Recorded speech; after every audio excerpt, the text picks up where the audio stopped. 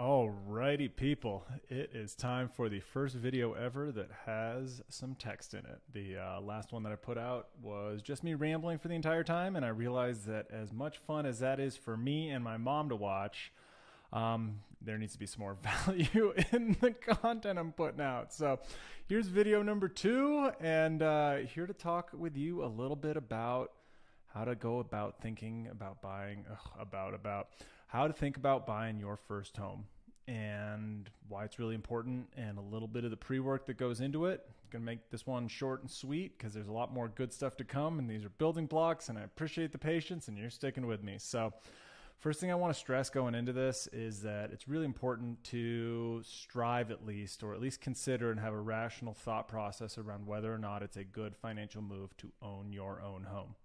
It's hard for me to imagine or picture a situation or a scenario where it doesn't make good financial sense to try at least as hard as you can to buy your primary residence. But using that assumption that it is a good vehicle for long-term wealth, that there are tax benefits, that you get to benefit from appreciation, the security and the peace of mind that comes with living in a property that you own or are in the process of buying back from a bank because there's a mortgage on it. And you have debt on the property, there's good things to come in that. So let's dive right into it. All right, it's a long process. It takes months. They say on average it takes 5 to 6 months, and that's just the home buying process. Includes the pre-work, the hunt itself, going into escrow, and some of the follow-on work that a lot of people don't really properly inventory when they get into the process. There's still more work to be done after you close on a deal, after you get your keys, and as you're moving into and getting set up for your new life. So next item is, we're going to break it up into 3 parts. You got the pre-work, you got the hunt, and the escrow process, which is really the main battlegrounds. But that pre-work is really, really critical. If you don't do that properly, the step 2 is not going to go as well for you, and you might wind up getting your heart broken. Then finally, the steady state. So pre-work, why? Why do I have to do pre-work? Why can't I just start looking for a house? And the biggest reason is that you don't want to get your heart broken. You don't want to get your heart broken. There are a few things worse. I mean, there's a lot of things that are worse, but one of the worst things that can happen in the real estate hunting process is you come across the property of your dreams. It's got every single thing you ever thought you could want. It's in your price range, might even be a good deal, might be below your max budget, and it's got absolutely everything that your heart could desire. You're picturing hosting family and friends there, and somebody else gobbles it up because you didn't do your pre-work. So the main thing is, so you know what you're getting into, because there's a lot that goes into the pre-work. There's a lot that goes into the entire process, and especially if you're doing it for the first time, you need to know what you're getting yourself into.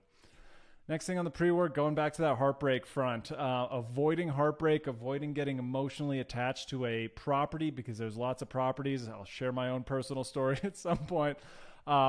But yeah, there's a lot of important work that goes in ahead of time to protect your heart. Basically, you don't want to break your heart. You don't want to get your heart broken, falling in love with a house that you're not ready to buy because you didn't do some of the pre-work, and somebody else takes it from you because either they're pre-approved, they've got documents ready to go, they can offer a shorter escrow period because they've got everything lined up. There's a lot of things that can go wrong. And by doing the pre-work, you help minimize the chances of those getting your heart broken and doing what about the one that got away? You want to avoid that regret. So last one is it just so you're ready. You got your armor on, you got your information ready, and it's time to go to battle. So next up, what do we have? We're going to get into some of the nitty-gritty of what it actually means to do some of the pre-work. You've got information to gather, you've got documents to gather. Got some numbers to crunch. There's a lot of affordability considerations that need to be taken into account given all the various different types of loans, financing options, down payment, miscellaneous costs that pop up along the way, and all the things that are really involved that we don't, I feel, do a very good job of teaching in traditional education. So that's why I'm here. But anyway, last but not least, you also have some team members that you need on your side to help you win the battle, win the hunt, and finally get yourself a property. So lots good, more things to come. This is a very clunky and rushed through video because I'm about to run out of time on this recording platform I use. But anyway, bye for now. This is Hayden. Looking forward to the next one, and the future is going to be bright. Take care.